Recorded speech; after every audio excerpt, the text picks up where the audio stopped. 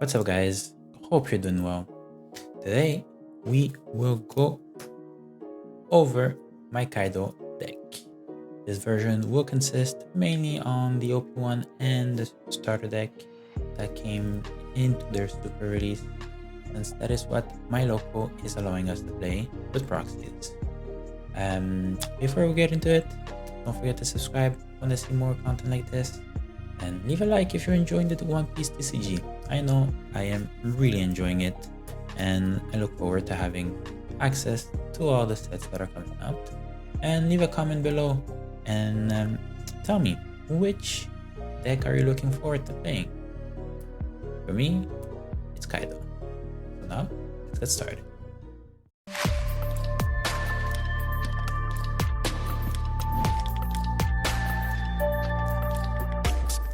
Alright, so this first part of the deck are the cards that allow you to get your downs faster than your opponent. So the cards that you will have are OT, 2 cost, 3000 attack. On play effect is for 1 down that you tap, or rest I should say, you can add a down from your deck rested on your field. So this acts as like a 1-turn Onigashima Island, and pretty useful if you don't have it. If you don't have Onigashima, you play this, and you try to get lucky for your next round. And the next one is Jack.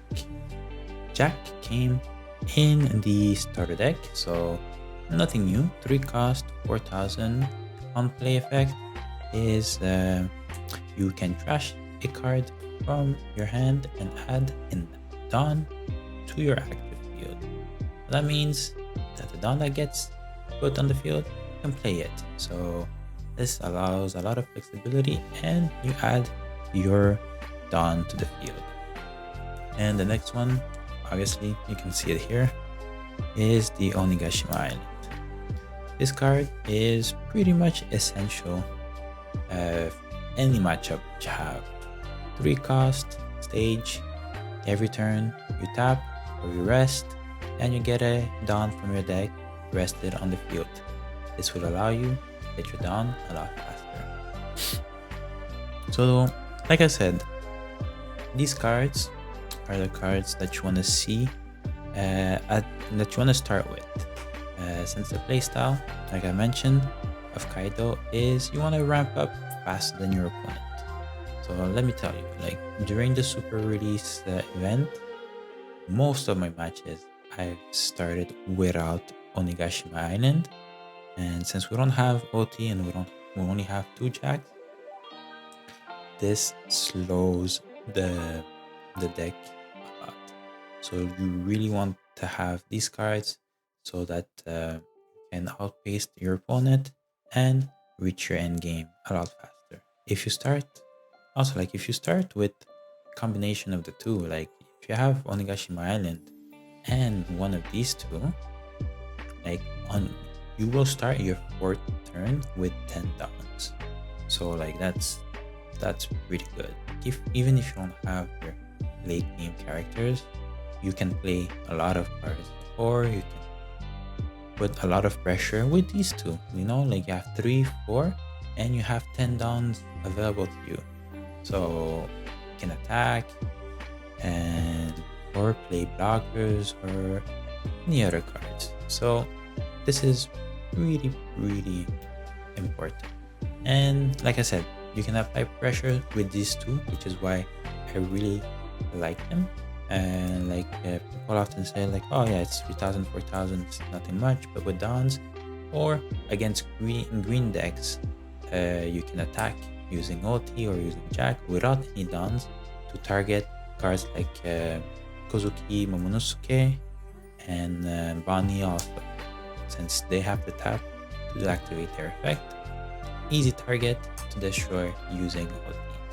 So that's it for the ramp cards, I would say, and let's go to the next one. Okay, so this part is for blockers.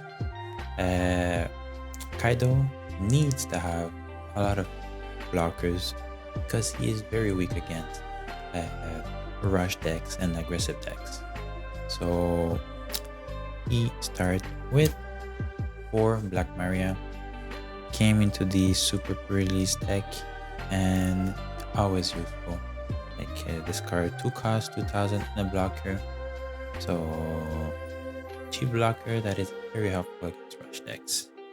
And then you have Kurozumi Higurashi. So this also a 2 cost, 3000 this time, so a little bit better Maria, but we still want to have both of them because we want to put as many blockers as we can. And then the last but not least is Queen. Queen only came at 2 in the starter deck, so since we have the liberty of going to 4, we will go to 4. Because Queen is a very important card in this deck. Unfortunately, like Kaido doesn't have a lot of cards that let you go through your deck to get the cards that you want. Since this list does not run Sasaki, so Queen is the only card that allows us to draw cards from our deck. For 5 cost, 6000 attack is a blocker, and then the on-play effect for 1 Dawn that you have that you put back in your deck, you draw 2 cards and trash 1 card. So this is good because you want to try to go get those finisher characters, endgame characters, and also you have a lot of cards that you'll be able to trash to use this effect. Like just going back to the beginning, like if you have OT like late game and you don't like really need to have OT in your hand, you put a Queen, boom, you trash that, doesn't even counter. So you know that's an option. And then this Onigashima, like at one point it's either you won't see it at all or you see all of them. So like having all of them in your hand, or at least like 3 in your hand, or 1 in the field, 2 in your hand, this card is useless after you play the first one, since there's no stage removers yet. So with Queen, trash all the extra Onegashimas, OTs, and this card becomes like super good. So that's it for the blockers. On to the next part. So this next part is like a little bit more mid-game pressure, your super counters, and your aggressive alternative. So let me show you what I mean. So here we have OT, the one that came in the super pre-release starter deck, 2000 counter. So that's what I mean for a super counter. 4 cost, 5000 attack, and on play for 1 Dawn that you put back in your deck, you can play a page 1 card from your hand that is 4 or less card. And yeah, as you probably saw, I do play the 4 copies of page 1. 4 cost 5000, and this page 1, not the one from the starter deck, it's the one from the OP01 that once per turn during my turn, I can use a Dawn, put it back in the deck, and I can attack an active character during this turn. So for me, I really like that. It's a lot of flexibility, but I'll get back to that. And finish it off with 4 copies of X-Drake from the OP1. And this one has 2000 counter, 5/5, and on play for 1 Dawn, you get to trash a card from your opponent's hand, which is pretty good. So alright, so for the explanation for these, like for OT, like you want to have 4 copies of that, just because, you know, just already for the 2000 counter, it's pretty good. And honestly, I feel like it's a shame if we don't play her for her ability also, because this allows you for more flexibility and a little bit more aggression than just waiting behind your blockers until you reach late game. So that's why I play the 4 copies of page 1, because I do believe it's worth it to play at least one of each in a game against like a more aggressive player. That way you have a little bit more pressure, and I'm not gonna say that you're gonna outgrow him. Like you're not gonna like outrush him. That's not what I mean. It's just that's just an additional pressure that he has to deal with, or you're just gonna like outscale him at the end. And attacking active is super good, like especially if you have to attack someone that has an effect or a blocker or something that will supercharge or charge up or like apply a lot of pressure on your opponent's side of the field. So you want to try to eliminate those pressure, and I think page 1 allows you for that. And I mean for X Drake, already the same as OT, just for the 2000 it's already pretty good. But the fact that you can just trash a card from your opponent's hand on play, if you have a good situation where your opponent doesn't have a lot of cards in the hand, that's super powerful. Like you're taking off one of his counters, and then you can get to attack with your other characters, and it increases your odds of that attack being good, being able to go through without having it countered. So that's why I see these cards as more like mid-gamey, and like to protect yourself during the mid-game so that you can reach late game and disrupt a little bit your opponent, so that he has a lot more pressure on him, and so that you can set up your cards a lot better, and like I said, reach late game, because that's what you want with this deck. Alright, so that's it for this part. Alright, so for this part are like your late game board, your finishers, or your board disruptors. So we start with 3 kings. So king is the one that we had in the starter deck. So on play effect, for 1 Dawn, you get to KO one of your opponent's character that cost 4 or less. And for 6 and 7 attack, it's a really good card. Gets rid of most blockers that your opponent is going to have, or any utility character that he has. This card can get rid of that.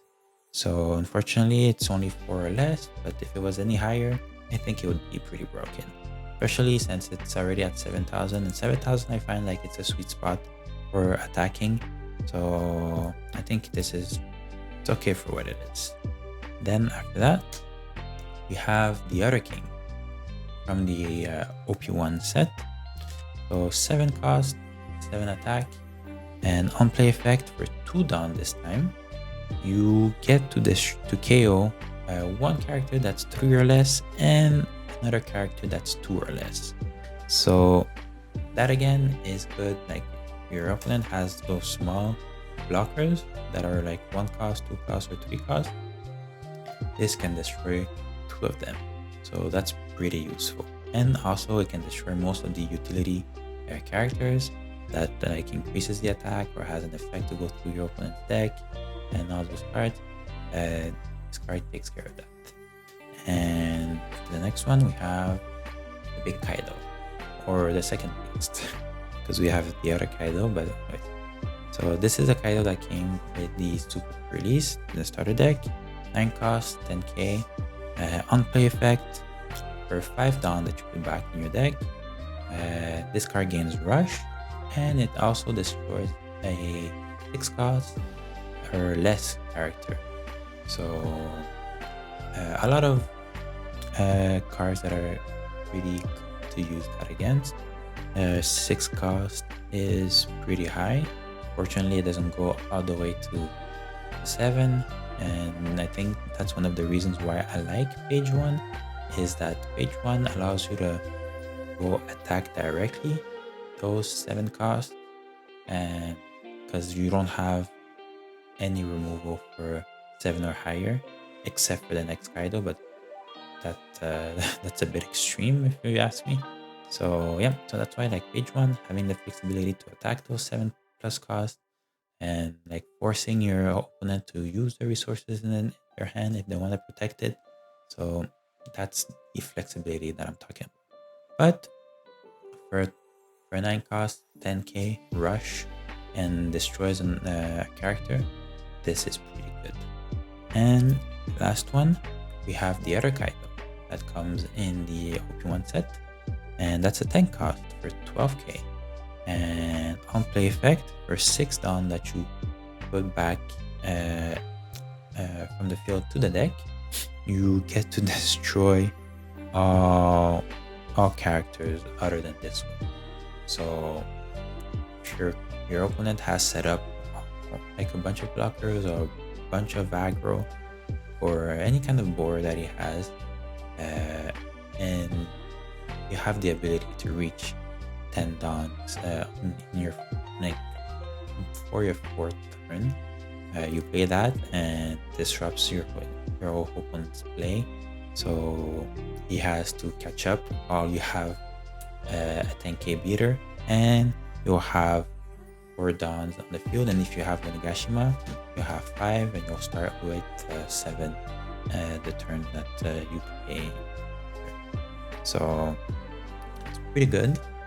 And so yeah, so like I said, these are mostly your late game beaters, card disrupt, like board disruptors, and those are the cards that you want to ramp up for.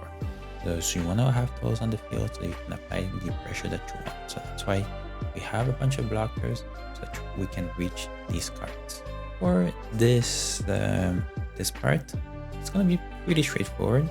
These are the event cards, the counters. So we have 4 Blast Breath, the ones that came in the starter deck, and I mean, it's pretty good, nothing much to say. 1 cost and 1 dawn, you get plus 4,000 to your leader or any character. It's pretty good. Like allows you to block anything, and you can add counters on top of it. So it's pretty useful for counters. And then the next one is the Thunder Bagua, the one from the OP01. You, for 2 cost, you get to increase the attack of your leader or character by 4,000. Sorry, and if you have 2 or less life, so like if you have this for your late game and you have 2 or less, you can put 1 down and rest it on your field. So that's like pretty useful if like you already have, like you're in the late game where you use your big Kaidos and you attack with them, and then like they try to knock them out, you use that to defend your Kaido, and you put back 1 down to ramp up again and increase your down and have more in-game characters. So that's the ratio that I decided to go with, 4-2. I tested it out a bit, seems like it's a good number, and I don't really need any other like counters or event cards. I think that's more than enough, but I will test it out more this week, so I'll let you guys know the final verdict. Alright, so that's it for this deck profile. The Kaido full purple for OP1. For now we'll stick to that, and eventually we'll move on to cards from OP2 and even from the new starter decks that are coming out. So I hope you enjoyed this video. Subscribe if you want to see more deck profiles, and subscribe to it so that this week I will try to record gameplay of this deck against another OP1 deck. I'm not sure which one yet. It might be Crocodile. So look forward to that. Leave a like if you enjoy this video, and comment below which deck are you gonna play, and let me know what you think about this deck profile. give me ideas. Let's exchange. Let's discuss about this deck. What are the changes that you would provide? What are the things that you like included in this deck? Or what are the things that you would remove and what you would replace it with? So that's it for the video. Thank you. I'll see you guys next time.